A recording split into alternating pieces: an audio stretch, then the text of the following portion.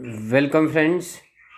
આ વિડીયોમાં આપણે સ્ટાન્ડર્ડ 12 ઇંગ્લિશના યુનિટ 3ના રીડ 1ના ટ્રુ ફોલ્સ જોવા જઈ રહ્યા છીએ. સૌપ્રથમ છે our mind body and emotions work together. એ સ્ટેટમેન્ટ ટ્રુ છે. પહેલું સ્ટેટમેન્ટ છે એ ટ્રુ છે. મિત્રો, તમારે એક્ઝામમાં ટ્રુ ફોલ્સનો મિનિંગ સ્પેલિંગ છે ઉપરથી જોઈને લખવાનો છે.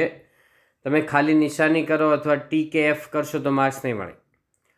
સેકન્ડ છે we can study and take right decision with our physical capacity. એ સ્ટેટમેન્ટ ફોલ્સ છે, કેમ કે ફિઝિકલની જગ્યાએ મેન્ટલ હોય તો સાચું પડે, એટલે સેકન્ડ છે ફોલ્સ છે. Sometimes one has to make rational decision based on the current circumstances. કોઈકવાર વ્યક્તિએ તાર્કિક નિર્ણય લેવો પડતો હોય છે વર્તમાન સ્થિતિ આધારિત. એ સ્ટેટમેન્ટ ટ્રુ છે. નંબર 4 છે some good exercises help us build better resilience and rebalance one self.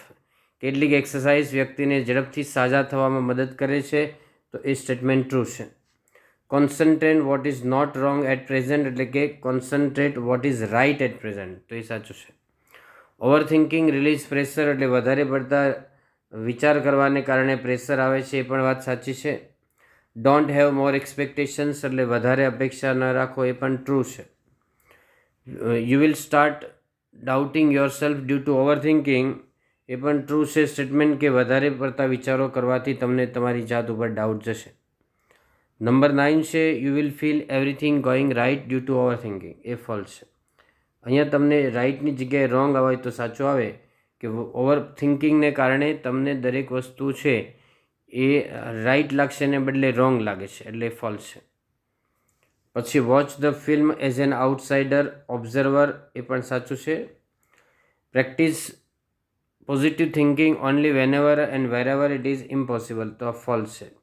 શું ખોટું છે? તો ઇમ્પોસિબલને બદલે પોસિબલ હોય તો સાચું આવે. નંબર 12 છે hectic life and pessimism can not make us successful and positive. બરાબર છે. ઉતાવળું જીવન છે અને નિરાશા છે એ આપણને સફળ બનવા દેતા નથી, તો એ સ્ટેટમેન્ટ ટ્રુ છે. Okay friends, that's all. Happy learning, happy sharing. Thank you very much. Video ગમે તો લાઈક કરો, શેર કરો, ચેનલને સબસ્ક્રાઈબ કરો.